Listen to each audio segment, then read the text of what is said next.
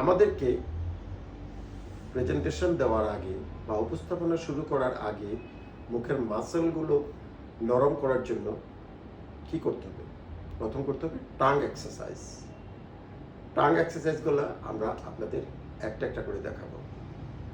প্রথমে হলো আপনার ডান দিকের টাং দিয়ে আপনি এই মুখের এই ডান দিকের মাসেলটা লুজেন করবেন। এটা করতে হলে আপনাকে কি করতে হবে? আপনি এই জিহ্বার মাথাটা আপনার এই ডান দিকে গালের মধ্যে লাগাবেন, লাগিয়ে সপ্তাহের যে 7টা দিন সেগুলা ওই জিহ্বার মাথাটা ওখানে লাগানো অবস্থায় বলবেন। ডান দিকে আমরা এখন বলছি শনি, রবি, সোম, মঙ্গল, বুধ, বৃহস্পতি, শুক্র, শনি, এইভাবে বলে যাবেন।